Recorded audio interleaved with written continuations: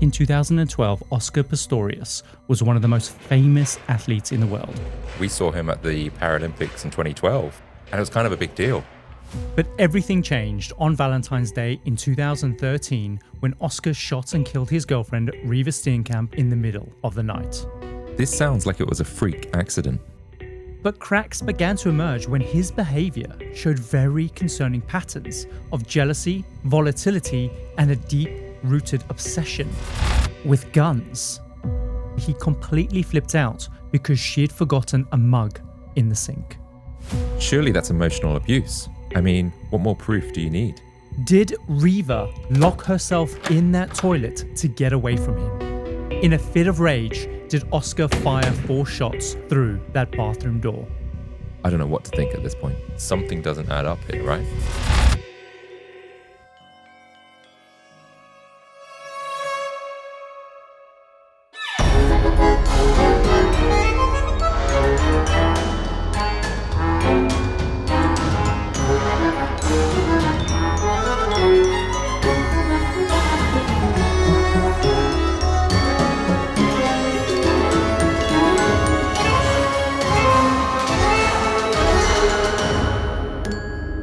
Welcome to the Compendium, an assembly of fascinating things, a weekly variety podcast that gives you just enough information to stand your ground at any social gathering. We explore stories from the darker corners of true crime, the hidden gems of history, and the jaw-dropping deeds of extraordinary people.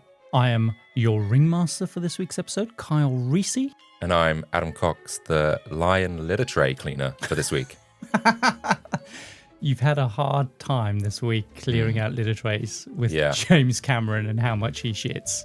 Which is a cat, for the record. Not the director.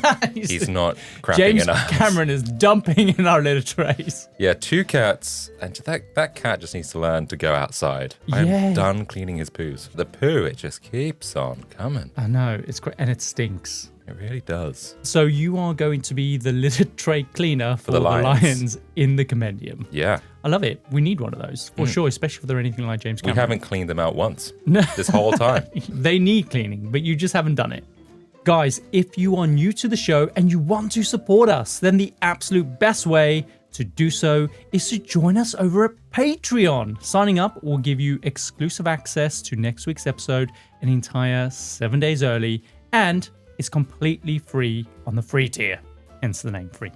And did you know, for just as little as $3 a month, you'll become a fellow freak of the show, unlocking our entire back catalogue, including classic episodes such as... Oh God, this again! I keep forgetting to research what's in that back catalogue. There's about 20 episodes. You'll love them.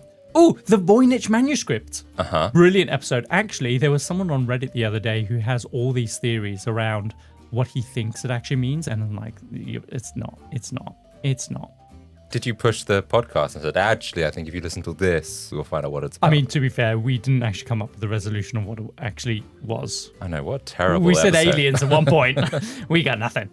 And as a special thank you, all of our Certified Freak tier members now receive an exclusive Compendium keychain. All you got to do is just DM us with your address and we'll send one straight to your door so we can always be dangling near your crotch.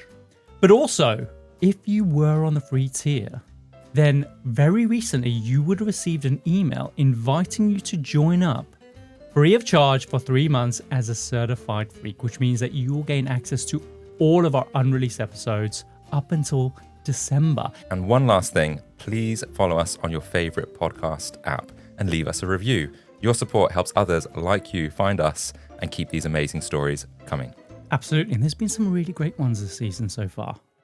But Adam, today on the Compendium, we're diving into an assembly of locked doors and unanswered screams. Oh, well. That sounds troubling, doesn't it? Does. Who's behind the locked door? Well, do you know what? I'm not going to give a whole preamble and tease this out. Today, we are talking about the murder of Reeva Steenkamp at the hands of her boyfriend, Oscar Pistorius. Okay, interesting. So you guys will definitely know this one, but for anyone who doesn't, back in 2012, Oscar Pistorius was one of the most famous athletes in the world.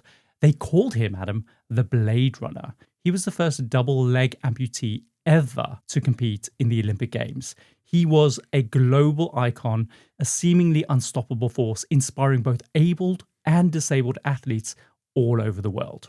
And equally, for South Africans, he wasn't just an athlete, he had become this symbol, a beacon of pride and possibility, proof that mindset, grit, relentless determination can literally take you anywhere. But less than a year later, everything changed when on Valentine's Day 2013, Oscar shot and killed his girlfriend, Reeva Steenkamp, inside their home in the middle of the night. Oscar claimed this was a tragic accident and thought there was a burglar hiding in his bathroom. And at first, Adam, to South Africans, this made sense. They lived in a country with one of the highest crime rates in the world. Home invasions were a constant fear. Statistics showed that around 1 in 10 South Africans owned a firearm for protection. So in a place where break-ins are a very real everyday reality, tragedies like this for South Africans sounded plausible. But when the investigation started, cracks began to emerge in Oscar's story. Allegations surfaced that his behavior showed a very concerning pattern of jealousy, volatility, and recklessness, as well as a deep-rooted obsession with guns and safety. Suddenly, people started questioning everything. And that question was, did Oscar kill Reeva in a blind fit of rage? Adam, do you remember this story? Yeah. Oscar Pistorius, he was such a big celebrity at the time. And this was like someone that was quite high up on the pedestal. Yeah. We saw him at the Paralympics in 2012. We did, yeah. And it was a kind of a big deal because it's like, oh, wow, we saw Oscar Pistorius race. And I'm pretty sure he won. But yeah, it was huge. And we felt almost like quite proud to say that we had seen him. And then quite soon afterwards, after this happened, it was like, oh, yeah, we saw a murderer. I remember when the story broke, just how massive it was at the time. It was literally everywhere. As you said, we had just come off the London 2012 Olympics where Oscar had competed, which is an incredible feat in itself. We didn't obviously see him at the Olympics. We saw him at the Paralympics. But that whole year was seismic for para-athletics. It was the first time that so many of them became household names. And Oscar was the biggest of them all. This crossover star who straddled both the Olympics and the Paralympics. No one had ever broken through that barrier before. And that was what was quite interesting about the Paralympics, because we've lived through so many different Olympic Games, but the Paralympics wasn't really something that was as high profile as it was during 2012.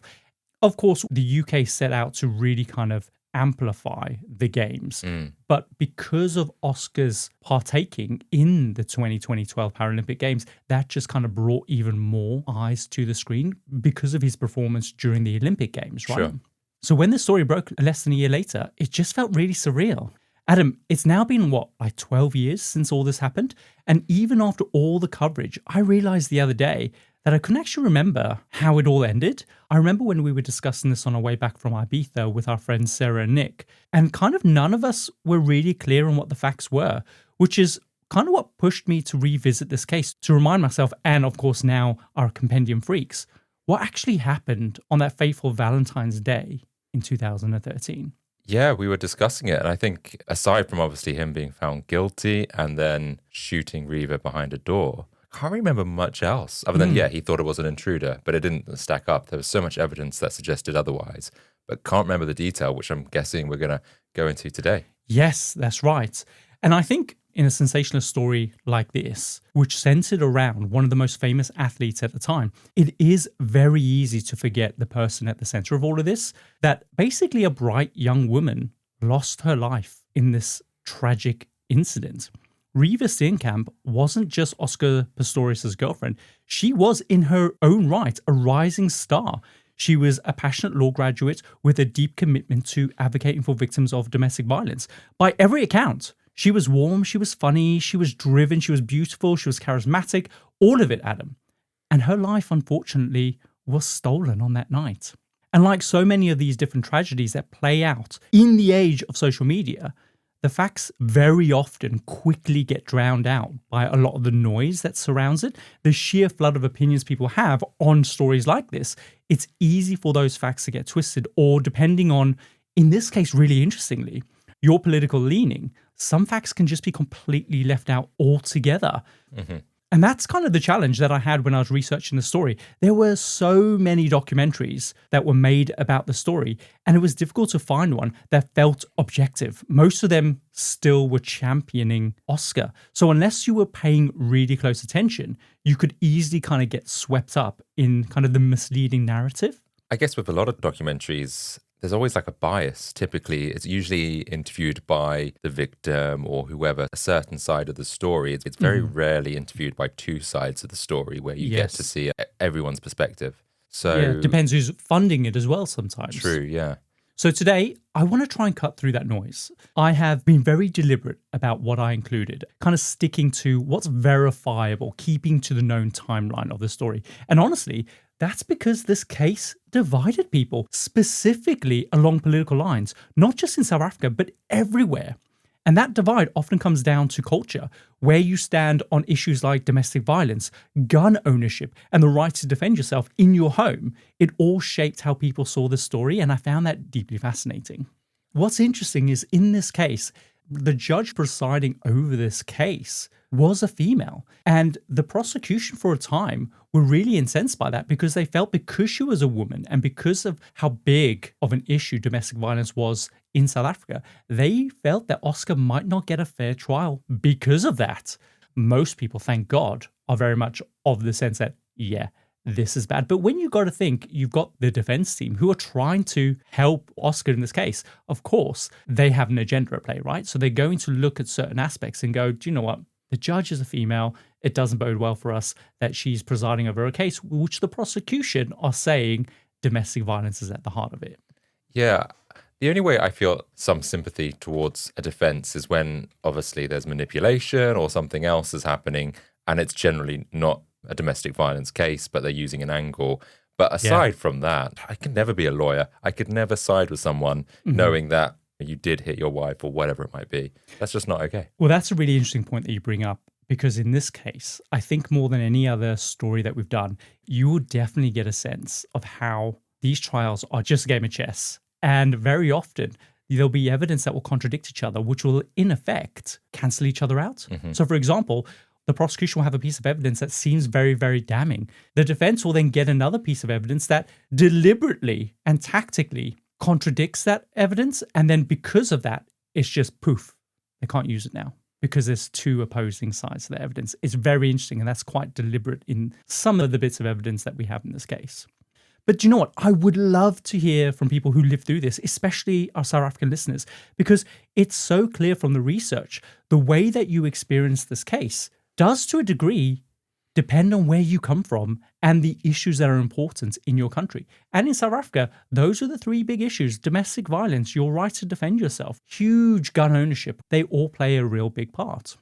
But Adam, before we get to Oscar, before we get tangled up in his trial and the timelines, I actually want to start this episode with the person who's been most impacted by all of this. Most of the documentaries and the articles out there all center around Oscar.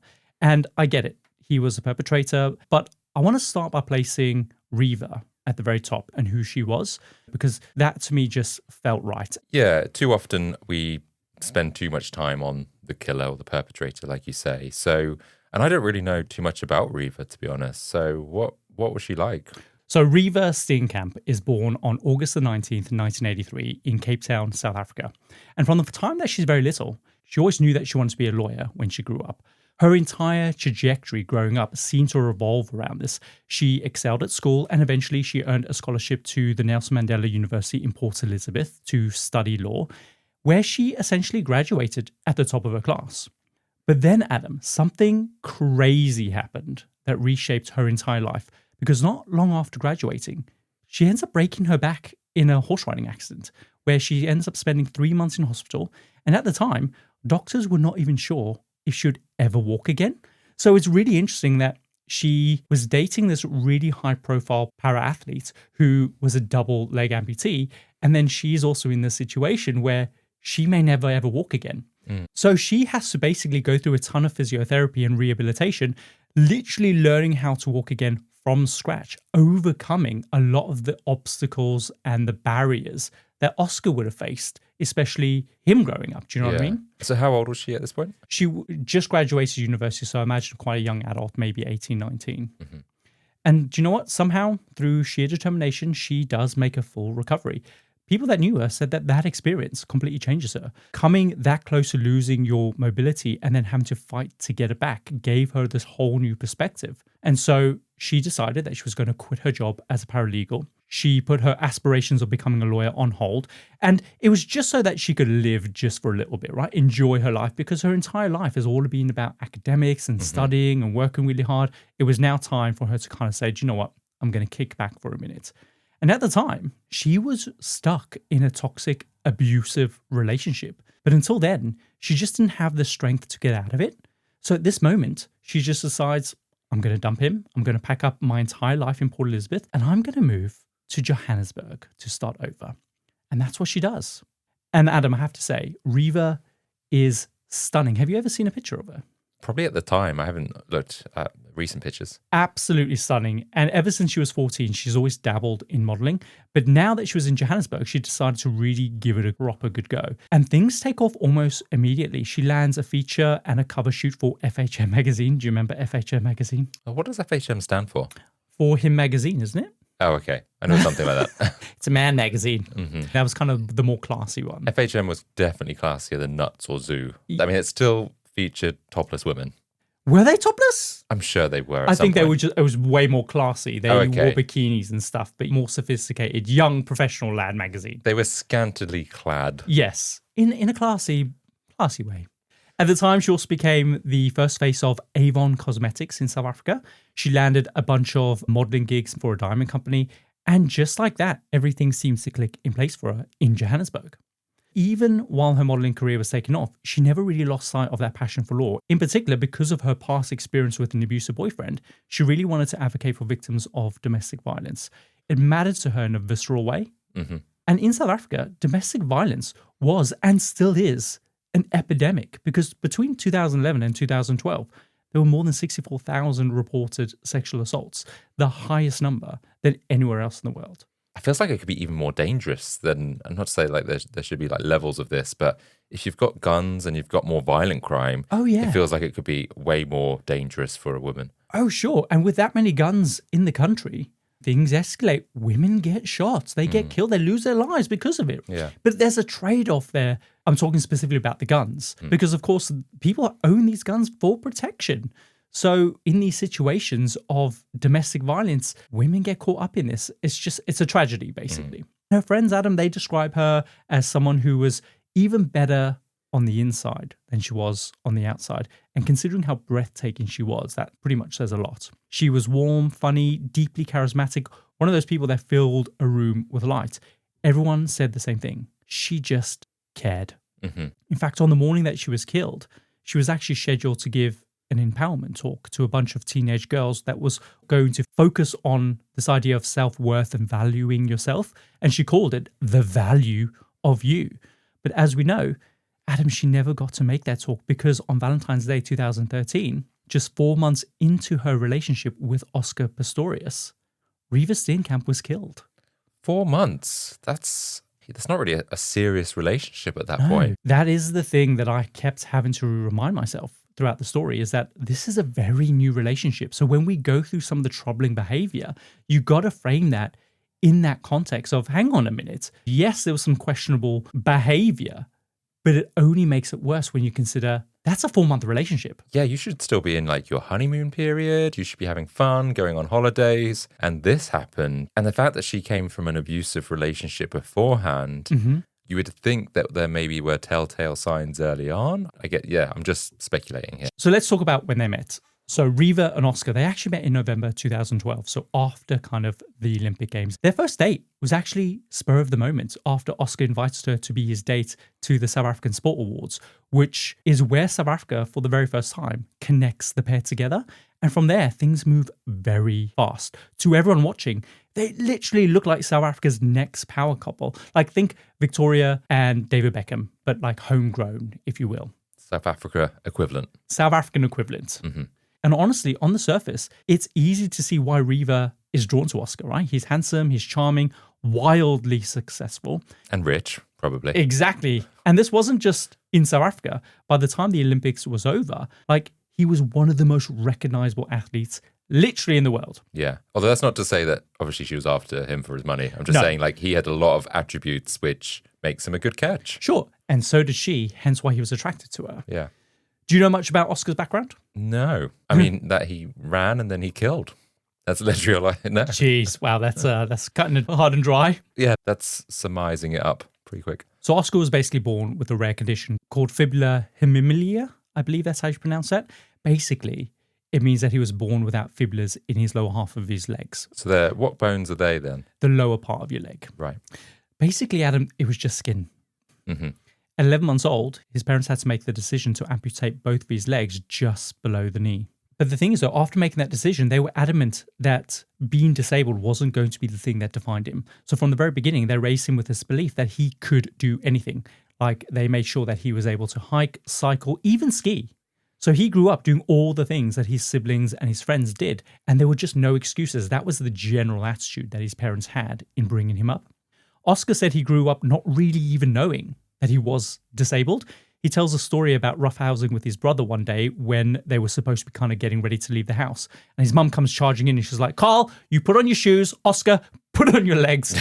And it's the last I want to hear about it. So to him, he literally grows up thinking that he just had different shoes. That's actually a really good way to bring up someone that has sort of disabilities. Just get on with life sort of thing, which obviously could be really difficult, whatever, but it seems like he had a good parents to try and give him this normal upbringing. And Exactly. did he have, I'm assuming he didn't have blades at this point. This is just regular sort of feet that would attach to his legs. These are just regular prosthetics that he's got at this moment in time, yeah. But Adam, his childhood wasn't easy. His parents end up divorcing when he is 6. And then when he's 15, his mother dies suddenly from an allergic reaction to medication. This leaves him absolutely devastated because she was the motivation that he had to overcome a lot of these anxieties around him actually being disabled, right? Mm-hmm. But he says he always carried her voice with him, that unshakable belief that he could do anything that he set his mind to. So he ends up playing rugby with able-bodied blokes. That's intense. That feels risky almost, because I feel like you could get taken out a lot easier. Oh yeah, 100%. But it gives you a sense of what he was willing to face, considering underneath he was fairly vulnerable. Yeah, if you take away what actually happened and don't think about that, obviously what he did, then it's quite an amazing kind of courage and kind of person to kind of be able to just kind of take on these things. And it all seems to come back to how he was brought up. But Adam, when he is 16, he does suffer a serious accident where part of his rehabilitation, his physiotherapist suggests that he tries running. And as we know, that's what changes his entire trajectory in his life. And by the early 2000s, he is literally dominating all sorts of para-athletic events. He's breaking records left and right. His times are starting to literally rival those of able-bodied athletes. And this is when he starts requesting, demanding even, that he get to compete against them. Mm-hmm. But resoundingly, at the time, they all say no, arguing that his carbon fiber blades would give him an unfair advantage against them, basically longer strides, increased length, increased spring, things like that. I was going to ask, is there an advantage with like the spring element? I just thought that could like push you forward. Basically, he sets out to start proving that this isn't the case. His coaches run a bunch of tests. They show that obviously all his body proportions with the prosthetics were similar to able-bodied runners, and that the added spring from the blades is actually a disadvantage. The fact that he still manages to qualify on time showed that he was able to, just through his technique and his strength, compensate to kind of overcome that disadvantage that the spring was giving him. Mm-hmm. And eventually, Adam, after 8 years, they finally agreed. And in 2012, Oscar Pistorius became the first double-leg amputee to compete against able-bodied athletes at the London Olympic Games. How did he do? Well, he doesn't actually make the final, but that doesn't matter as a point because being accepted shattered a barrier between the Paralympics and the Olympics that no one ever thought anyone could kind of cross. Yeah, to be able to compete in both. Is he the only person that done that up until that point? He was the first person. I don't know if anyone else has been able to do that in subsequent Olympic Games. I think maybe 2012, from what I understand, is the first and the only so far. That's a Wikipedia search later. Yeah. So, of course, when the Paralympics comes around, all eyes are on his category and millions of intrigued people turn out to watch him win 3 medals across his events. which is incredible. And that's what brought us to the Paralympics in 2012, where we saw him compete. Yeah. Although not specifically just to see him. I mean, it's the only tickets we could get, really. Well, yeah, that was all we could And he get. just so happened to be running on that day. Yeah. Yeah, we chose athletics as well because we thought that'd be the most interesting. And then I remember there was a lady. Was she from Azerbaijan? I can't remember, but I remember she was on the podium, and that was such a really touching moment because it meant so much to her. I think she was crying, and everyone in the audience was kind of quite taken by her. Yeah, I think it was more special watching the Paralympics and the Olympics because these are people that are going against the odds, going against everything that everyone is telling them. Yeah. You are disabled. You cannot do this. So there's even a greater strength in that determination that they're able to kind of go and compete in these games and win and stand on that podium really proud with thousands, tens of thousands of people cheering them on as well. Yeah, I absolutely loved it. It was amazing. I loved it. Yeah. And it was the day that we had the best McDonald's ever. It was like the hottest McDonald's I've ever had because it was that fresh. Like literally it came down the little tray thing once we'd ordered and then straight to us. Uh-huh. I remember thinking like, this is actually a good looking McDonald's. It doesn't look like roadkill. And then, yeah, I think that was it. And I just remember we were all sitting there with Miguel, our friend. Yeah. And then we tried to recreate that moment by having another McDonald's, like a 24-hour one at 2 a.m. And it was nowhere near as good. And ever since then, no McDonald's has ever beat it. Oh, that was fun. I miss Miguel. Yeah. Yeah, that was our experience with Oscar Pistorius. Oh, yeah, that. And so basically, at the end of 2012, Oscar is a global icon. A symbol of possibility. His face is literally on billboards, magazine covers, endorsements are pouring in. Sports brands, they were literally salivating over him because essentially he's living proof of what you can do if you refuse to accept limits, which is the basis of every single sports brand marketing campaign. By early 2013, Oscar had it all. Global fame, money, good looks, and now he had a beautiful woman, Reeva Steenkamp, by his side. And to their friends, it looked like they were planning their future together.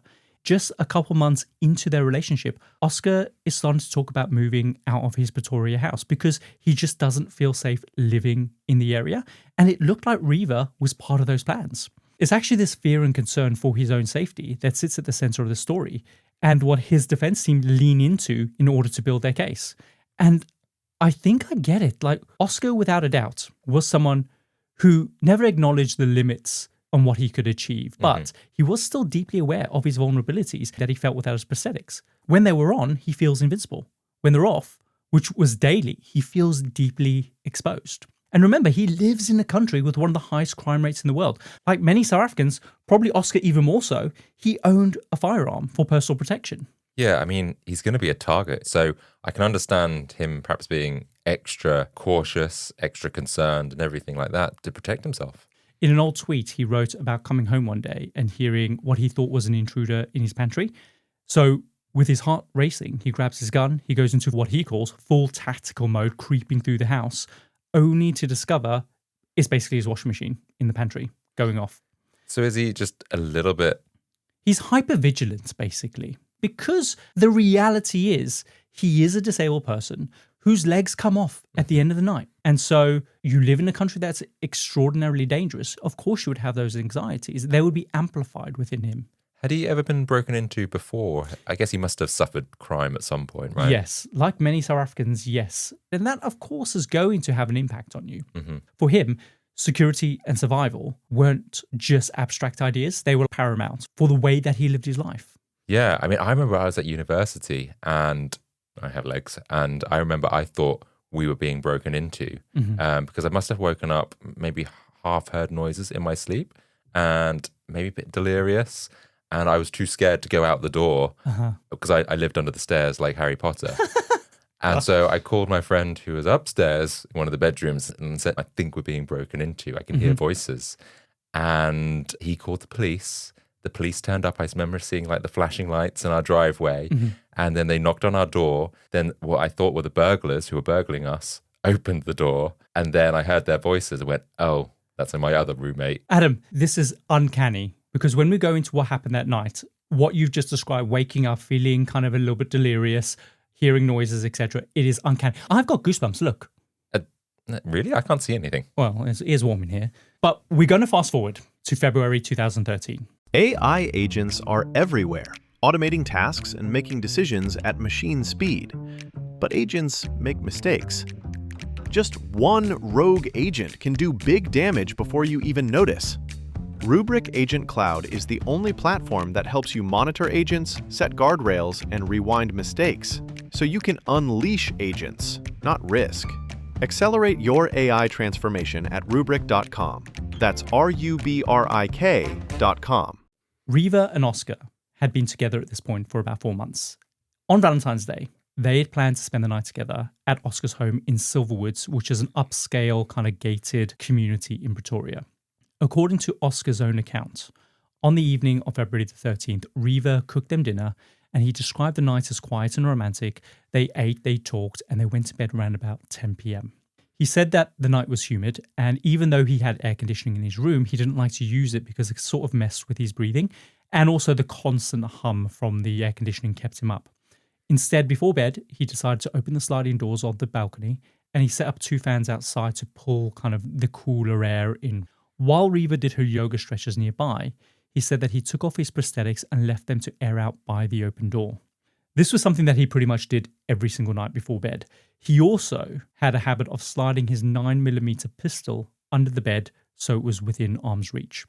And here's where the context really matters. Like South Africa, and again I've said it a bunch of times, but it's so relevant to this case, has one of the highest crime rates in the world. Home invasions are a constant fear. In a country of roughly 60 million people, there are an estimated, Adam, 1.5 million break-ins every single year. Many South Africans keep a gun close at night. It's extreme, but it's extremely common. To us, it might sound strange, but to South Africans and possibly Americans, this is just common sense, right? Maybe not under your bed, but within arm's reach, especially in a dangerous country. Yeah, it feels like it's something you'd have locked up, but yeah, to take it literally to bed with you every night, that you've got some kind of either paranoia or fear for your safety. And we know that he sort of does, right? Now, according to him, he woke up a little after 3 a.m. and he said that the room felt unbearably hot and stuffy. Reeva woke up too because of his restlessness. He remembered her asking if he was struggling to sleep, and he said yes, and he decided to get up to adjust the fans. So he got up out of bed on his stumps and he moved carefully across the room. He said that he liked to sleep in almost near total darkness, and so between the drone of the fans and the darkness in the room, in that moment, he says that he felt disorientated. After adjusting the fans, he turned to walk back to the bed and said that he suddenly heard a loud screeching noise coming from the bathroom. It sounded like the bathroom window sliding open. Okay. He claimed that in that instant, his heart started pounding and panic set in. He instinctively reached for his pistol under his bed and whispers to Reeva, who he assumed was lying next to him in the bed, to call the police. Right. The bathroom is kind of part of the primary bedroom suite, but you have to kind of walk down a short hallway lined with kind of wardrobes on either side to get there. And at the very end is the main bathroom, which contained a bathtub, the sinks, but the toilet itself, Adam, is in a separate enclosed cubicle inside the actual main bathroom, which has its own door. Next to the cubicle is the bathroom window. Right.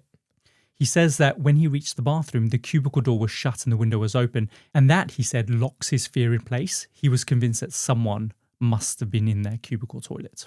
And had broken in through the window and then had snuck into the toilet to hide. Exactly. He says that he then shouted a warning, telling whoever was inside to get out of his house. He then yelled back towards the bedroom again, telling Reeva to call the police. According to his account, he heard movements coming from inside the cubicle, and that's when he fired 4 shots through the toilet door. He later said that his only thought in that moment was protecting Reeva and himself. Okay, so he's shouted at Reeva, so he still thinks he's in bed, but I've just thought, like, well, obviously we know Reeva's in the toilet on the cubicle at this point. It's not a spoiler, but how would he have not seen her go to the bathroom, or would have heard her go to the bathroom? Would she not be saying, it's me, Oscar? What are you talking about? Why does she not say anything? Yeah. Right? Could it be that she was in fear in that moment, thinking that he detected someone in the bathroom and maybe she thought that someone was in the bathroom with her? I don't know. She was trying to keep quiet. I don't know. These questions won't make sense to the investigators as they start looking into the story, and we'll come on to that in a second. But he says that after these shots rang out, he called back out to Reeva again with the gun still pointed firmly at the bathroom door. He said that he slowly backed away from the bathroom, and when he got back into the bedroom, that's when he realized Reeva wasn't there, and that maybe it might have been Reeva in the toilet all along. Yeah. He said that she must have slipped out of bed to use the bathroom while he was moving the fans, but the murmur of the fans meant that he didn't hear her. Okay, that sounds plausible. Oscar says at that point, he rushes back into the bathroom, tries the door, it's locked. He then says that he ran back to the bedroom to fetch his prosthetics. He then tried to kick the door down, but when that didn't work, he says he ran back out to the balcony. He screamed for help and then grabbed a cricket bat in his bedroom and started smashing the toilet door over and over until one of the panels had splintered enough for him to reach in and unlock the door from the inside. Okay. And that's when he says he found Reeva in the toilet. She apparently was slumped over the toilet, bleeding from multiple gunshot wounds. 3 of those 4 shots had hit her, 1 in the arm, 1 in the hip, and Adam, 1 in the head. Oh my word. According to Oscar, in that moment, she was still breathing, so she was alive. He says that he then rushed to the bedside table to grab his phone. He then started calling for help. The records show that at 3:19 a.m., he phoned the estate manager for the gated community. That call lasts 24 seconds. At 3:20, he then called for an ambulance, and then at 3:21, he phoned the estate's security office. Why did he call the manager and not the ambulance straight away first? Not sure why. Who knows? Unless they've got first aid, maybe you'd call them first. I'm just trying to work out why you wouldn't, get an ambulance. I know that in a lot of these gated estates, you have to call through to the gate to say that you're expecting someone to arrive. Can you let them in? It could be that it's calling through to them to let them know that the ambulance is coming, but still you would call the ambulance first, right? Yeah, and then yeah. call the estate. I don't know why. We can't really explain how people respond during kind of these incidents. It's fair enough, but you might be thinking logically, I need to do this first, for someone to get in the place. So. The point is he has called for help and has called an ambulance. He says that after this, he picks up Reeva from the bathroom floor and carries her downstairs. By now, the neighbors and the security guards, they could hear him literally wailing as they approach. The estate manager and his daughter, along with the estate security manager, they arrive a few moments later to find basically Oscar cradling Reeva in his arms, sobbing at the bottom of the stairs. And he just kept repeating that he had shot her, thinking that she was an intruder. I don't know what to think at this point, because this sounds all very like it was a freak accident, or at least from what you've said.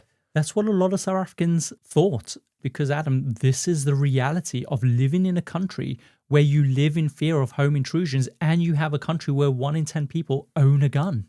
Yeah, but I feel like there must be more to it, because clearly he was found guilty, so something doesn't add up here, right? We'll get on to what happened at the trial. Another neighbor arrived. He's a doctor, a radiologist. He arrived soon after, and he testified that he attempted to do a jaw lift maneuver on Reeva just to open up her airways, but he says that it was clear the second he touched her that her injuries were catastrophic, and at 3:50 a.m. Reeva was pronounced dead at the scene. It's awful, Adam. It's awful. If we believe Oscar's account, I just cannot imagine how awful that must have been. Like I said, this is the trade-off that South Africans live with, the reality that devastating accidents like this can and do happen. Do you know what I mean? Yeah. Not long after this, the police arrive. The first detective on the scene was 24-year-old Hilton Botha, which is young to be a detective, right? Yeah, I just thought 24, but he must have done something really good. Yeah. He describes finding Oscar distraught. He's sobbing. He's retching at times. He's completely beside himself. He says that Oscar admitted to shooting Reeva, but insisted that he thought it was a burglar. But as the cops start inspecting the scene, less and less of Oscar's story seems to make sense. Of course, they have to treat the situation with at least a degree of suspicion at this point until they are confident of what happened, right? Mm-hmm. But there was a tipping point where alarm bells started going off for them. For one, Oscar claimed that he had grabbed his gun from under the bed, yet somehow didn't notice that Reeva wasn't in there. Well, that was one thing I did think, but I didn't say anything because I had to see where the story went. But if he would have seen like a body-shaped person in bed, right? Yeah. And I appreciate it's probably pitch dark, but your eyes would be enough to see something there. Sure. Right? Yeah, I can't explain that either. They also speculated that if he truly believed that there was an intruder, why fire 4 shots into a closed door without checking where she was first? Like, Oscar was supposed to be trained in handling a firearm. Mm-hmm. He should have known better, basically, is what their argument was. And so to Hilton, this sounded really reckless. I guess, is he thinking that someone behind that door could have a gun, could shoot him? So I get it from that perspective. But I still would have expected someone from behind that door, either Reeva stayed quiet because she was scared, or if he's saying, like, I'm going to shoot or come out, she's going to go, what's me? Yeah, why did she not say anything? But did she potentially think that maybe the intruder was in the room and so she didn't want to draw attention to herself, so she kept quiet? I mean, I can see that angle, yeah. The argument that Hilton is making is that he should be trained in using a firearm.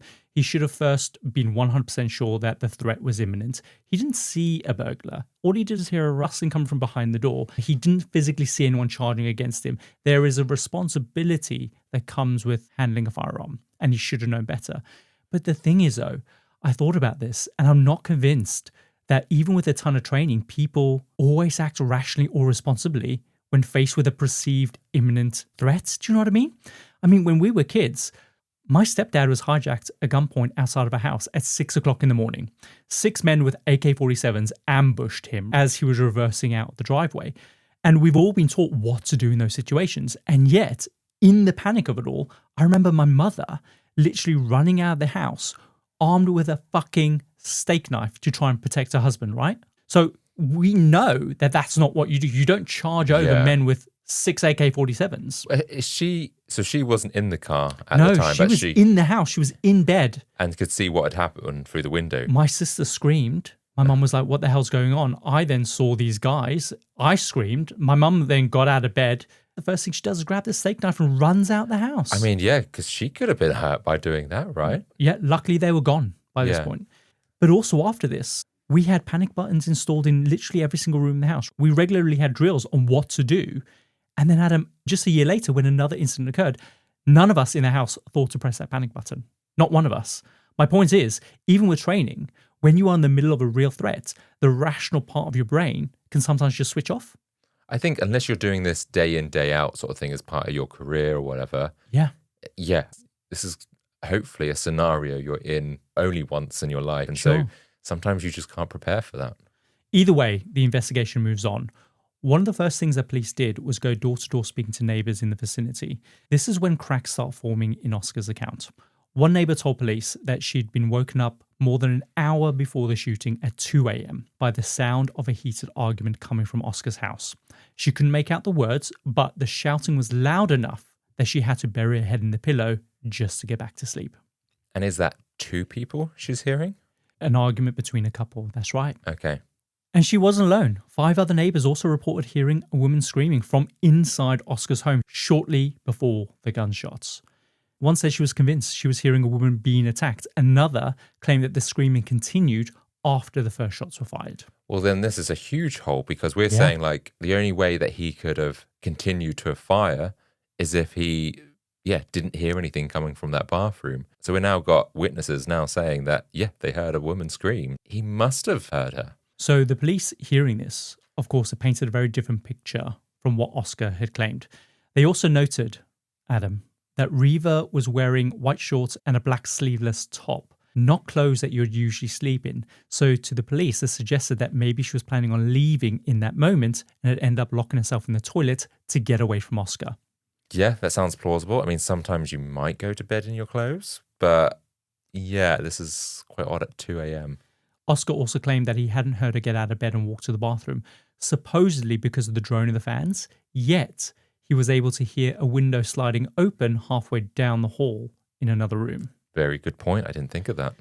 By morning, police decided that enough didn't add up, and so they took Oscar into police custody. The first stop was to hospital, where they collected blood and urine samples. They found no drugs or alcohol in his system. They then scraped under his fingernails to look for traces of DNA, maybe potentially Reeva's, that indicated some kind of struggle. Again, nothing. But even without physical evidence of an assault, the neighbour's statements and the inconsistencies in his story was enough for them to charge him with Reeva's murder. And so on the 15th of February, that's exactly what they did. Interesting, isn't it? Yeah. So while they waited for Oscar to attend his bail hearing, investigators started digging deeper into his past. They started speaking to friends, family, ex-girlfriends, anyone basically who could help them understand who Oscar Pistorius really was as a person. And what they started to uncover was a very different picture from this golden boy hero still being plastered on all the billboards across the country. The first thing that they discovered was that back in 2009, he was involved in a serious speedboat accident after losing control and careering into a pier. Adam, it was serious enough that he had to be airlifted to hospital, where he sustained a shattered jaw, a head injury. Doctors had to basically put him into a medically induced coma so they could reduce the swelling on his head. And even when he recovered, he needed 180 stitches and he had to have his jaw wired shut. So this was serious. Wow, I did not know that. Yeah. But when police looked into the incident, they found a significant amount of alcohol on board that boat. Ordinarily, he should have faced charges for that because, of course, that was him driving recklessly. But somehow he managed to walk away without facing any charges. And was anyone else hurt? His mate was in there, but it doesn't sound like he was seriously hurt. The assertion was that privilege and money can essentially get you out of anything, basically. And kind of also made the news go away, I'm guessing, because if it wasn't that widely known. Yeah. Then in 2010, it came out that he and his friends were pulled over by cops for speeding. A witness testified that afterwards, Oscar got so angry that he fired shots at a traffic light out of his car's sunroof. Nobody was hurt, but still, it painted a picture of reckless behavior, now with a firearm. And also, it sounds like he's got a bit of a temper then. Yes, exactly. So now we're going to fast forward to January 2013. So just a month before Reeva's death. Oscar was out having lunch at a busy restaurant when his friend showed him a new pistol that he just purchased. As Oscar handled it under the table, it literally went off. The bullet ended up grazing his friend's leg. It lodged into the floor of the restaurant. This is a busy restaurant, by the way. Miraculously, nobody was seriously hurt. But again, more recklessness, poor judgment, and yet another gun. Yeah. Because at the time, he is literally at the height of his fame and worried about what this would do to his reputation and also sponsorship deals. He persuades his friend to take the blame. So we don't actually find this out until the trial, but it never looks good when privileged people seem to get away or kind of make things disappear. Do you know what I mean? Yeah, and the fact that this is his fault, but he's asked his friend to take the fall. Yeah. And then there was this reputation amongst his friends, family, and former partners. Multiple people had him describe him as being extraordinarily volatile. He was sweet and charming 1 minute and then explosive the next. Had he always been like that? Or are we saying the accident had done that? Like the head injury, like maybe... No, it seems like he's always been a bit volatile of a kid. Mm-hmm. Yeah. They also spoke to his ex-girlfriend, a woman called Samantha Taylor. This is how fresh the relationship with Reeva is, because when the news first broke that Oscar had killed his girlfriend, people initially assumed this was Samantha. Oh, okay, so they had only dated like a few months before. I think so, yes. I think at large, the public believed that he was still with Samantha. Okay. Samantha said she met Oscar in 2010 when he was 25. She was just 17. Oh, I mean, it's okay. I know it's legal, but still, I think we live in a world now where we go, it might be legal, but actually socially, it's a bit creepy. Yeah, it's a choice. At first, he was incredibly affectionate. He called her his little butterfly, which, considering the age gap, that feels just a little bit creepy to me. Again, yeah, not liking it. She said he fell for her hard and fast, orchestrating these really grand romantic gestures. For example, on their first Valentine's Day together, he tied like 100 balloons around a tree in her front yard. But she says that over time, that charm curdled into control. When they weren't together, he'd often bombard her with texts demanding to know where she was, insisting that she send him photos of her surrounding in order to prove where she was. Yeah, behavior of a very controlling guy. Exactly. She described one time that he completely flipped the fuck out because she forgot to put a mug away and she left it in the sink. Apparently, he would sulk for days if he thought that she was wearing something too revealing or spending time with friends that he didn't approve of. He would also call her a stripper or a hoe. He would often demean her as well, sometimes in front of other people. And how long did they must have dated, what, for a couple of years? I think by the sounds of it, the timeline, probably a couple of years, yeah. She said it was a cyclical pattern of explosive anger, followed by profuse apologies, followed by over-the-top affection, and then grand gestures until kind of essentially the next time that he blew up. This is emotional abuse, essentially. Exactly. That is exactly what is happening here. And so all of this was enough for investigators to argue that he should not be granted bail on his hearing in February the 19th, 2013.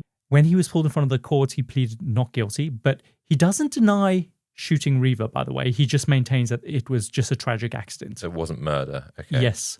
His defense team requested that he be issued bail, but the prosecution argued that based on everything that they uncovered in just a few days, that he was too much of a danger to remain free. They tried to convince the judge that he was a domestic abuser, which I think if we believe what we've uncovered, it sounds like, yeah, he's got some real questionable behavior, especially towards partners. Yeah, and his ex-girlfriend, I mean, if anything, she's probably one of the most credible sources in this. Yes. They've broken up, potentially because of his behavior. In some ways, she must be relieved to be out of that relationship because that could have been her. Sure. So basically, this pattern of reckless, controlling behavior, coupled with the fact that he had an overseas bank account and property in Italy, suggested that he might be a flight risk. And so they were like, don't give him bail, please.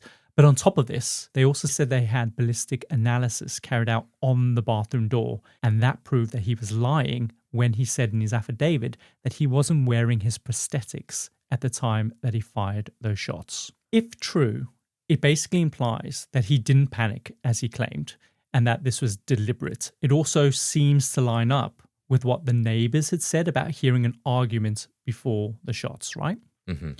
However, Oscar's defense brought in also their own ballistics expert who contradicted the prosecution's, and he argued that the angles of the bullet holes did prove that Oscar wasn't wearing his prosthetics.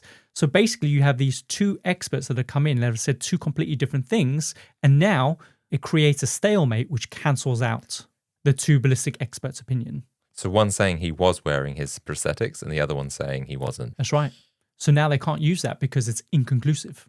Crazy. This ends up looking really bad for the lead detective on the case, Hilton. That's a 24-year-old detective. And as a result, he's completely dropped from the case. In the end, Oscar is granted full bail on the condition that he surrenders his passport. So he gets to remain free until his trial starts in a year's time. Seems sus, right? Yeah.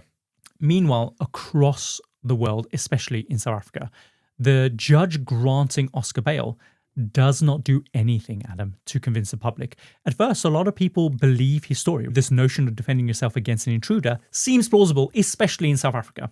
To us, we might be like, oh, that's a bit weird. But we don't have that culture of crime and gun ownership as the South Africans do, right? Or the Americans. Yeah, I mean, everything that you had said up until we start to hear more about what the neighbors heard, it sounds plausible. It sounds like that could have happened. It sounds like a strong enough defense case for him. Until the stories come out. Yeah. Yeah. And that's the thing. The second that there's even a sniff of allegations to possible domestic abuse, it felt like the entire country turns on him almost overnight. And I cannot understate how much South Africa has struggled with this long, painful history of violence against women. So these allegations tapped into something that was already deeply raw for millions of South Africans. So across South Africa, billboards and posters that once showed Oscar's face, they started being ripped down. Sponsorships started evaporating, and the debate and outrage towards him exploded across social media within hours. His golden boy image, gone in a flash. But while the public was done with him, the prosecution still had a problem, right? They thought that they had landed this smoking gun with this evidence that they thought proved that he was actually wearing his prosthetics when he fired the shots, right? They thought they could work with that to really kind of go after him. But now, with that evidence contradicted by the defense's expert, they had to shift their strategy. So instead of trying to prove intent outright, they decided to lean into probable cause. And they thought that if they could build a picture of Oscar as a reckless, controlling, volatile kind of individual, then maybe they might stand a chance at prosecuting him.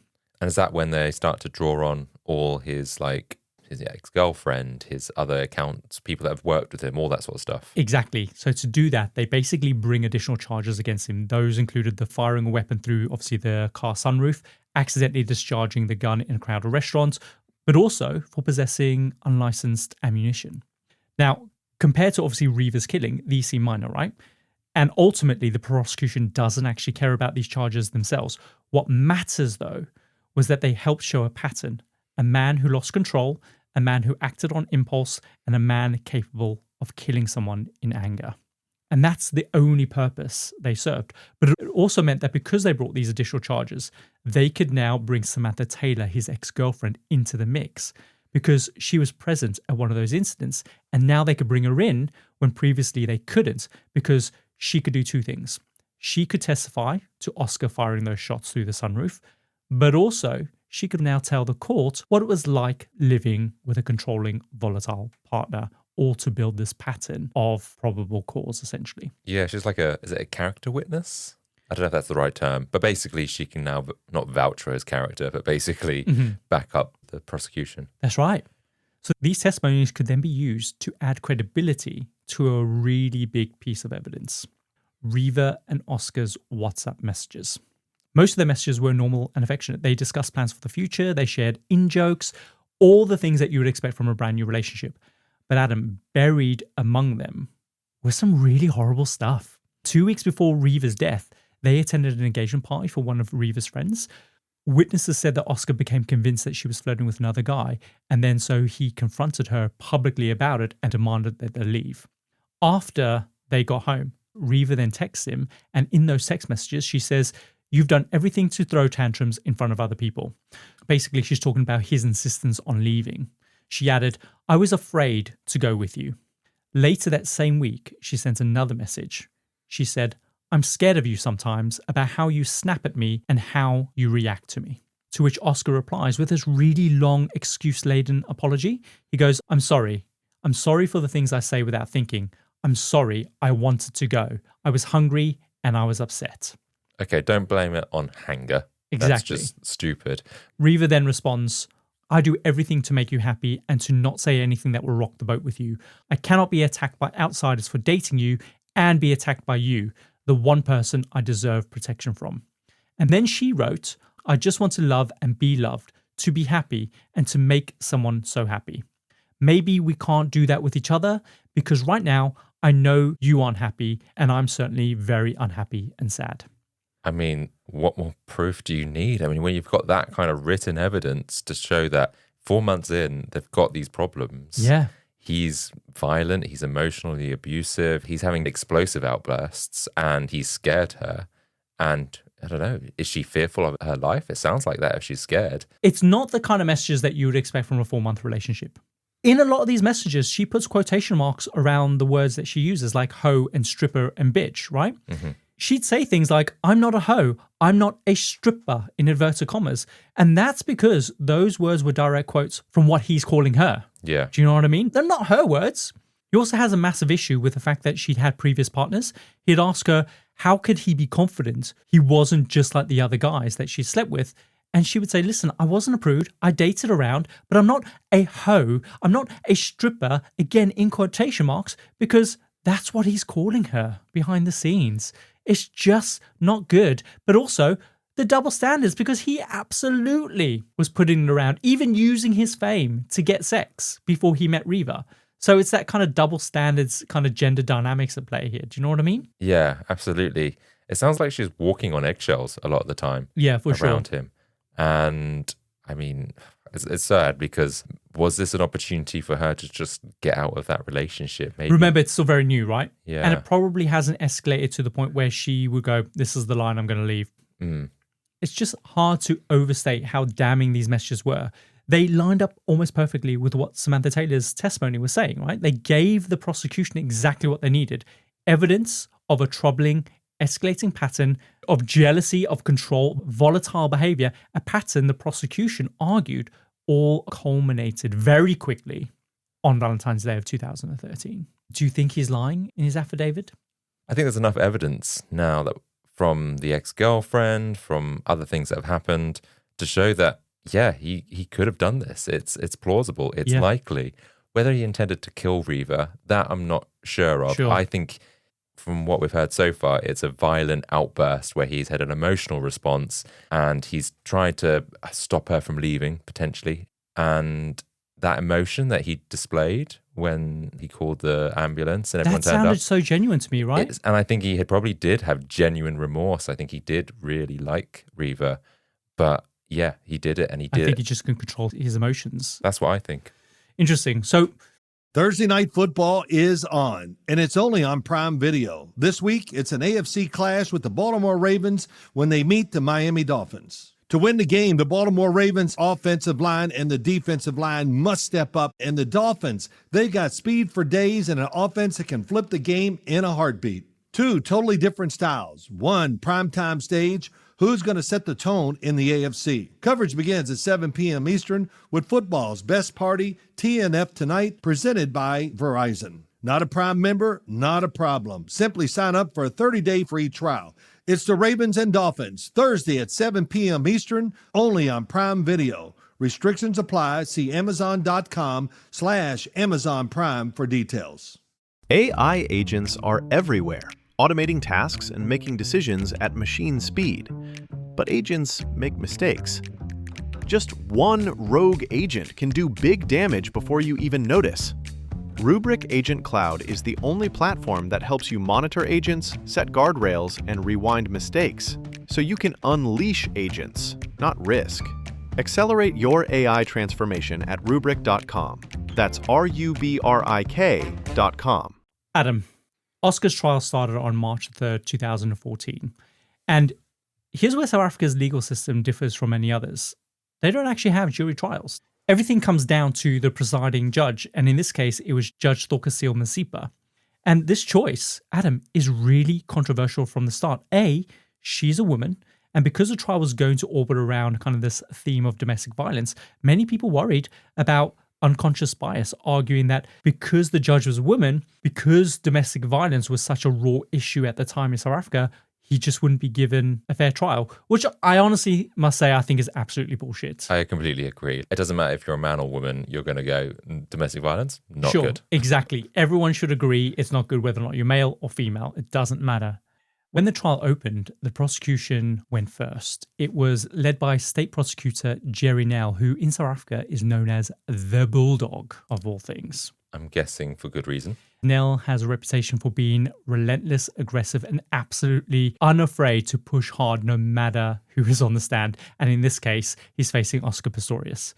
The opening arguments are simple. He says Oscar Pistorius had a violent temper, and on Valentine's Day 2013, he turned on Reeva. It's as simple as that. His first witness was Samantha Taylor, who testified about jealousy, control of behavior, the explosive moods. Nell then introduces Reeva's WhatsApp messages. He reads all of them out loud, one by one. There are tons of them. I'm scared of you sometimes. I deserve protection from you. Nell then argues that Reeva's experience with Oscar mirrors that of Samantha's. From there, he starts to layer in testimonies from Oscar's neighbors. 5 of them testified to hearing shouting and screaming and a woman's voice before hearing gunshots. One neighbor even claimed to have heard screaming after the first shot was fired. Now, if that is true, that detail alone challenges Oscar's entire account of what happened because it indicates that he continued firing after he heard someone scream. And of course, that does not fit the narrative that he didn't know that she was behind that closed door. Exactly. From there, Nell then laid out what he believed happened that night. He said that he believed that Oscar and Reeva argued. Reeva had locked herself in the toilet to get away from him, and then in a fit of rage, Oscar fired 4 shots through the door. And Jerry Nell does not tiptoe around it at all. He told the court straight up that Oscar did this intentionally. So I agree. I think he did do it intentionally. Do we know exactly where the shots were fired? Like, if he was there to scare her, let's assume that maybe in the first instance, are they done at an angle whereby you think, oh, they're not going to be there? They're going to be like he's shooting down to the tiles or up against the ceiling? Well, we'll get onto the ballistics in just a second. Mm-hmm. But at one point, Jerry Nell, he plays a video showing Oscar at a firing range blasting a rifle into a watermelon. The watermelon, Adam, essentially explodes on impact. In the clip, Oscar's heard laughing and then says, "It's softer than brains, hey, but it's definitely a zombie stopper." Wow. Jerry then turns to Oscar and says, "You saw what that firearm did to that watermelon, didn't you? It exploded, didn't it?" The same thing happened to Reeva's head.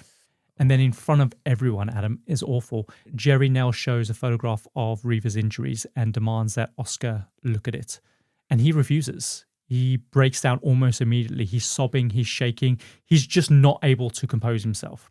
Reeva's family that are also probably there, right? I think in a way, if I believed that Oscar did this, I would want him to look at it. It doesn't matter if I'm there. Oh, no, I agree. Yeah, you'd want to sort of, him to do that. But the fact that they have to, I don't know, just see that evidence and hear this is probably horrific for them. Jerry doesn't back off at this moment in time. He says, "You don't want to look at it because you do not want to take responsibility for what you have done. But it is time. You need to look at it and take responsibility, Mr. Pistorius." Through his tears, he says, basically, "I have taken responsibility by not wanting to live my life, by wanting my time on the stand to tell my story for respect for Reeva and myself. I have taken responsibility, but I will not look at a picture where I am tormented by what I saw and what I felt that night. I picked her up. My fingers touched her head. I remember. I don't have to look at a picture. I was there." And he just breaks down. he vomits. He is just beside himself. And from there, the judge has to call an adjournment to the court because Oscar is just in pieces. I think he's generally showing remorse. Yeah, I get that feeling. When I watched that, it was difficult to watch that. I don't know what I make of it. It feels genuine. He's a very good actor, if not. Yeah. I think I buy it, but that doesn't mean I side with him by any means. And like I said, multiple reports say that pretty much for most of the trial, he just cried. He's beside himself several times. He vomits. They have to have a permanent bucket so he can vomit into it every time. Wow. Some really horrible kind of evidence is read out or testimony that just takes him back to what happened that night.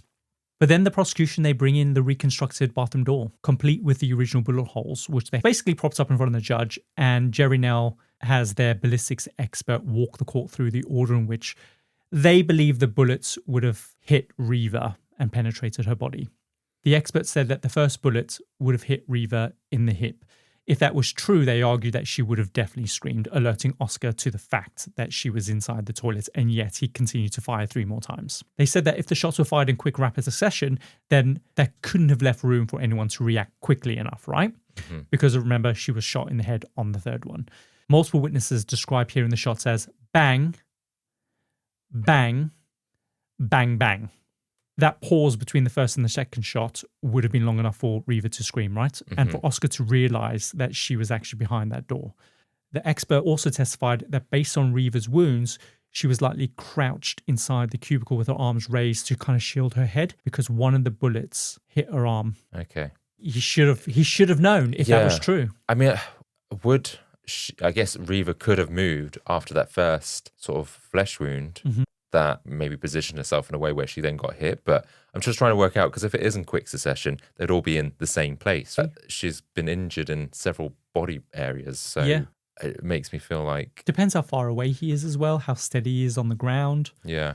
Who knows? But here's the thing. When it's the defense's turn, Oscar's lawyer, Barry Rue, he counters with his own ballistic expert, who basically testified there is no way to determine the order in which the bullets entered into that door. So again, you have another situation where 2 independent experts have come to completely different conclusions. And this is what is so maddening about trials like this. If you want an expert to back up your version of events badly enough, you can usually find one, which inevitably nullifies the other one's argument, because then 2 experts have said 2 different things. Which one do we go with? And so it feels like this is often like a game of chess. Yeah, stalemate sort of thing. Barry Rue also argued that because the bathroom was tiled, the sound of the first shot would have been so deafening that Oscar would have been temporarily disorientated and deafened, maybe even unable to hear Reeva scream, if she even screamed at all.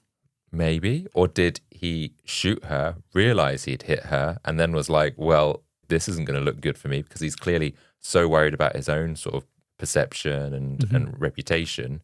Did he then think there's only way out of this? The very first thing that you said is the thing that's important. And that is maybe, because all they need to do is cast doubt, right? Yeah. Is it plausible that could have happened? And if the answer is yes, then it's enough. Mm-hmm. Jerry Nell then pushes on another point. Oscar claimed that he thought that there was an intruder because he heard the window opening, but there were no footsteps, no shouted threats, no sign of anyone physically moving around, just a noise behind a closed door. Jerry argued that if that is what Oscar believed, then he still had a responsibility as a trained firearm user to act responsibly.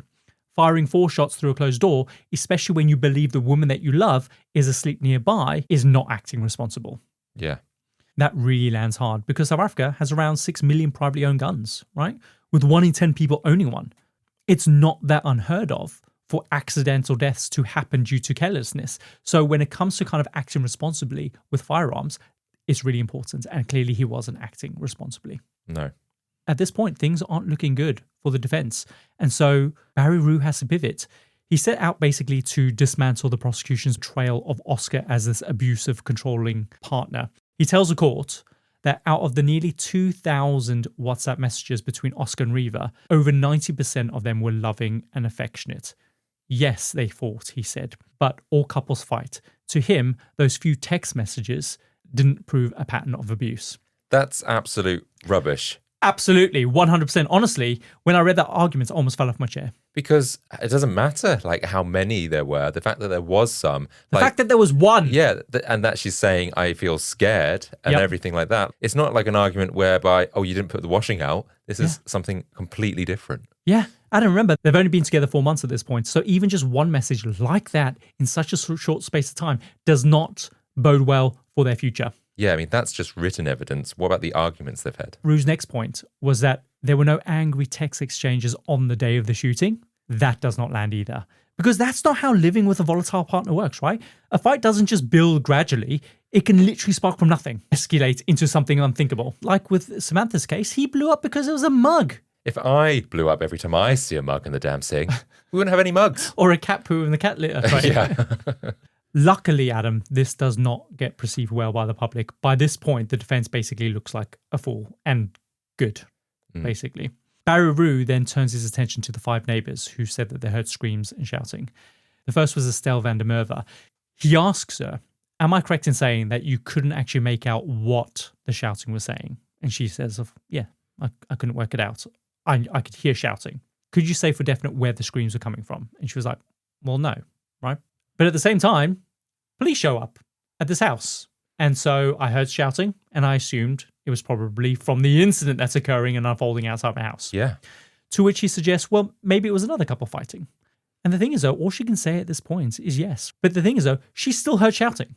As far as I'm aware, there were no indication of another couple arguing that same night. Still, the point is that a seed has now been planted, a seed of doubt that there's a possibility it could have been another neighbor arguing. Unless they can prove that Oscar Pistorius screams like a girl, like Ned Flanders, then this is just stupid.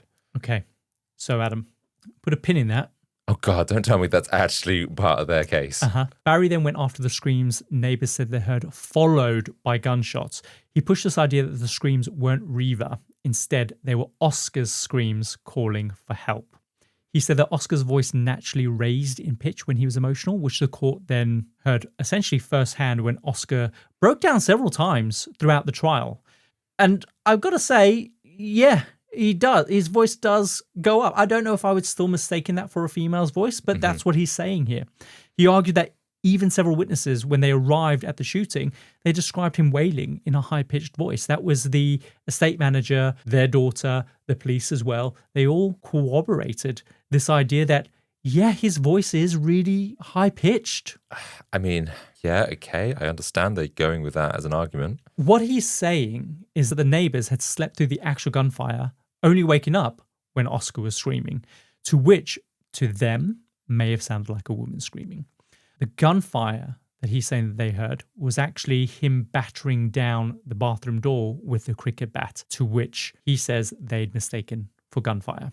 I feel like you know the difference between a gunfire and like someone banging on something. I don't know. I've never been in that position before. Yeah, I've heard a gunfire and I heard a banging sound, and the two are very different. I think I would probably be able to tell the difference between gunfire and a cricket bat. And the thing is, when he questions these witnesses, a couple of them crumble under this, agreeing that yes, it was possible. Maybe I did sleep through it. Maybe I did wake up hearing Oscar thinking he was a woman. And then the gunfire that I thought was gunfire was actually the cricket bat. A couple of them say, yeah, it's possible. But one is adamant that the pattern that they heard was bang, scream, bang, bang, bang, basically indicating that if they heard a scream, then Oscar likely heard a scream too. Yeah. Which basically meant that he knew that she was behind that closed door and yet continued to fire before killing her with intention. He basically ended up saying that the neighbor's testimony was confused and unreliable, that they'd even carried out their own test with an acoustic expert who showed that it was impossible to distinguish anything from 110 yards away from that house, which I don't know if it's true. It looks like they brought in experts and they've contradicted each other. I think that I would probably be able to hear screams a lot further than 100 yards. One of the neighbors lived 200 meters away. Yeah. And she heard screams. Yeah, it's interesting because I guess these people, they're half asleep or whatever. You can potentially, you could mishear things if you've just woken up. So I understand why the defense is saying this, but I don't know. I feel like there's just still so much evidence that is stacked up against Oscar that I don't buy it. With all this question from Barry Rue, the defense, they don't have any definitive proof of any of this, right? It's all speculation. But the point is that there are plausible seeds that have been planted that have cast enough doubt in Judge Masipa's mind. That basically memory, distance, the timing, none of that could accurately be trusted, and therefore it does something in his defense. Another big thing that helped was Jerry Nell himself. Because of how aggressive he is towards Oscar, he often causes him to break down under cross-examination, that the judge repeatedly has to tell him to kind of just back off. You definitely get the sense that Oscar's reaction was striking sympathy with the judge. The way that he just kept breaking down seemed to her like evidence that this was just a tragic accident. Yeah, I mean, I still generally buy that he didn't mean to kill her, I think. So then they get to the part of the trial where the defense decide to bring in a psychiatrist named Dr. Meryl Stander, who basically initially evaluates Oscar's mental health. She testified that he suffered from a generalized anxiety disorder, one that, based on his disability, shaped his perception of danger and his extreme response to it. Not just on the night that Reeva was killed, but throughout his entire life. They talked about how he lived in constant fear, that his general reaction in certain situations were instinctive rather than deliberate, which, if true, would completely undermine the prosecution's entire argument that he acted in an intentional rage. But the prosecution pushed back. They argued that all you had to do was look into his background to see that that just wasn't true. His upbringing, by all accounts, was very normal, with exceptionally supportive and loving parents. His family's attitude was that he was no different from able-bodied people, right? That is how he was raised. That was his attitude towards any limitation that he might have had. So this idea that he had spent his whole life crippled by anxiety just didn't quite land with the court. Yeah. Jerry argued that the testimony from the psychologist was nothing more than a sought-out expert willing to align with the defense's agenda, basically, and he requested that the trial be paused while Oscar be evaluated by an independent team of psychiatrists, which I think is smart at this point. Yeah, good. The judge, she agrees. She pauses the trial for 30 days, and he undergoes evaluation in Pretoria.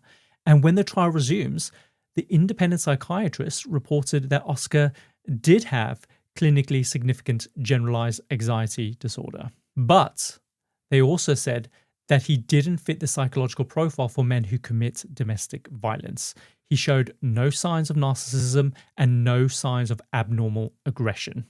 Okay, that's interesting. Yeah. What they did agree on was that Oscar often felt fearful and vulnerable, particularly when it came to crime. This bolstered the idea that he was terrified of intruders to the point of obsession. So as you can imagine, this backfires massively for the prosecution, and the defense decide to run with this.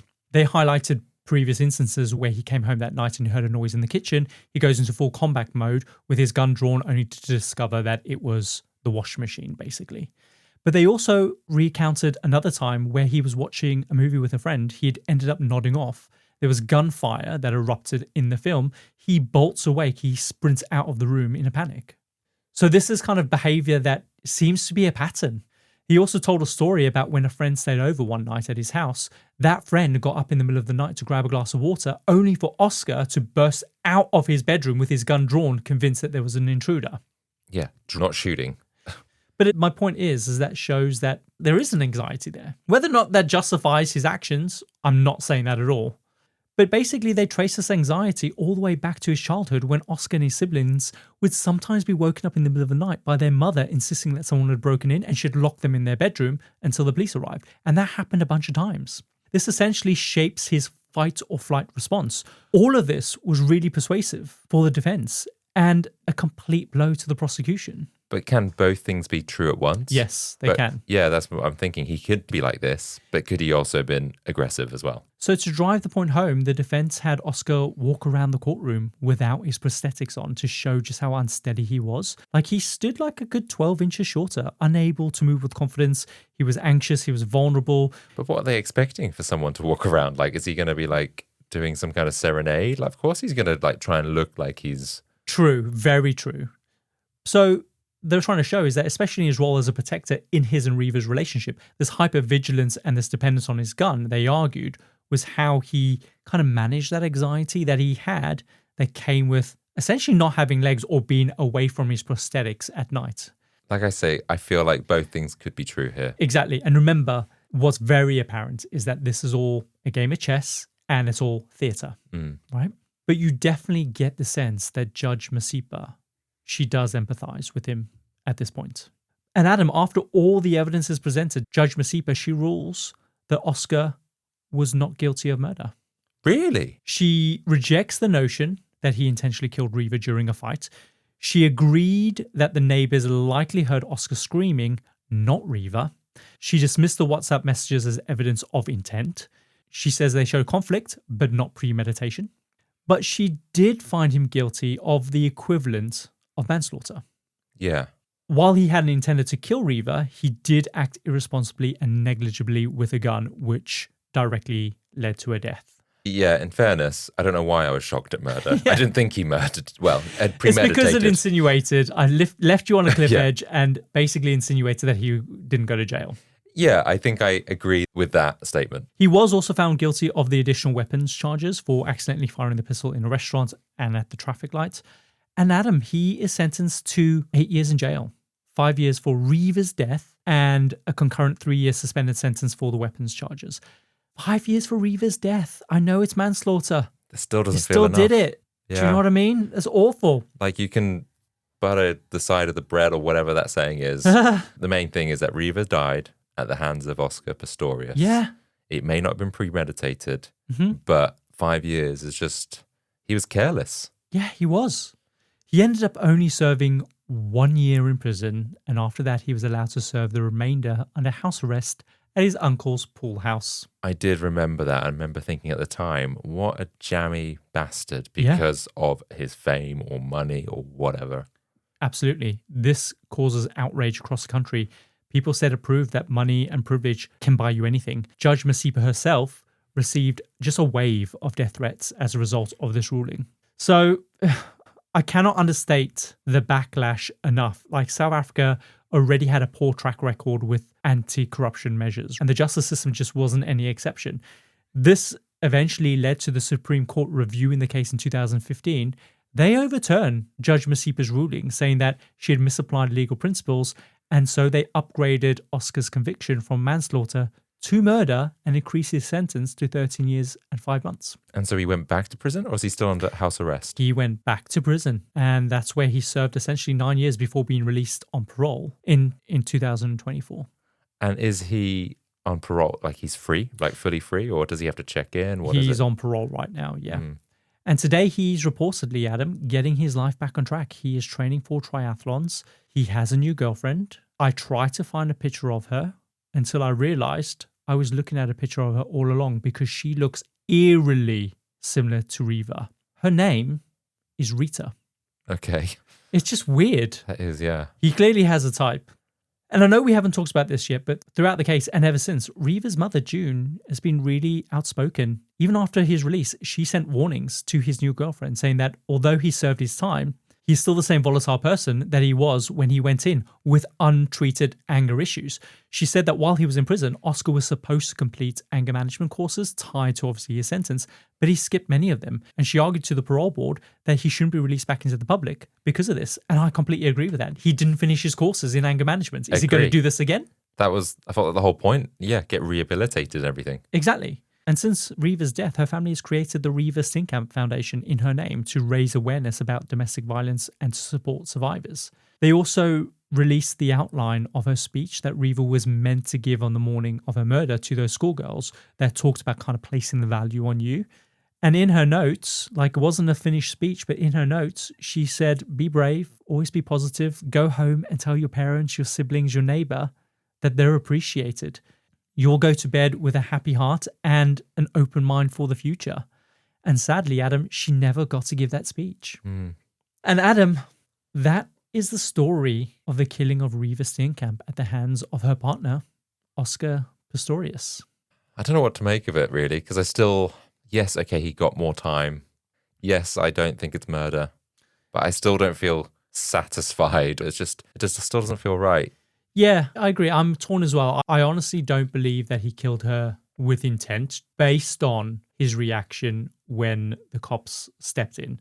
He does seem to be really remorseful, especially his conduct in the trial when you see some of those videos of Jerry Nell cross-examining him and him vomiting. That is someone who's sorry, in my opinion. I do think that he was probably an angry man. I do think that he probably was volatile. I do think there was a degree of emotional abuse. I don't think that was the trigger in this incident. but I'm also not convinced that it couldn't have led down this route later down the line.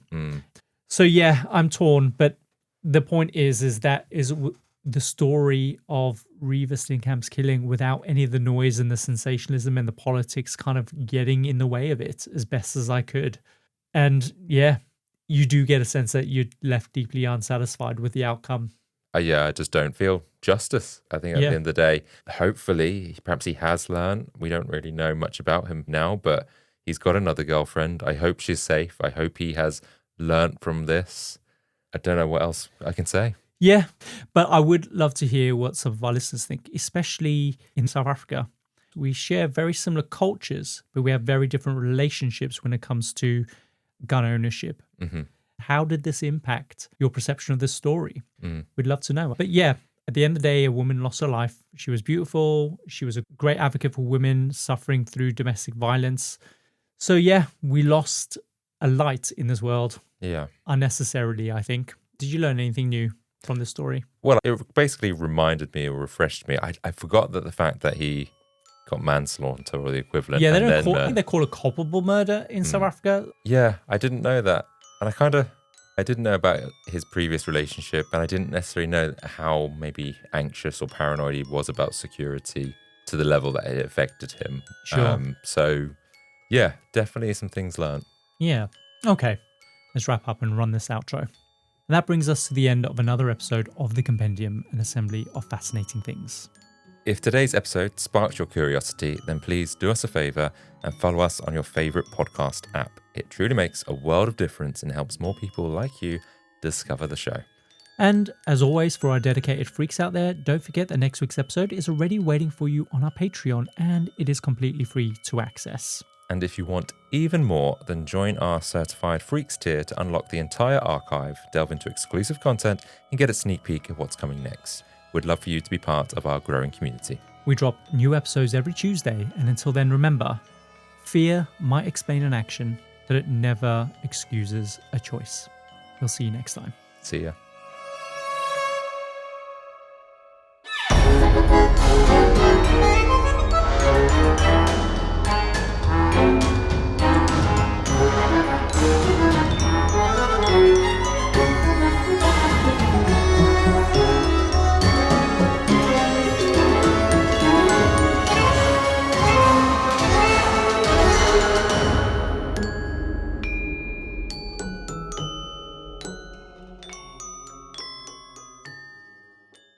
AI agents are everywhere, automating tasks and making decisions at machine speed.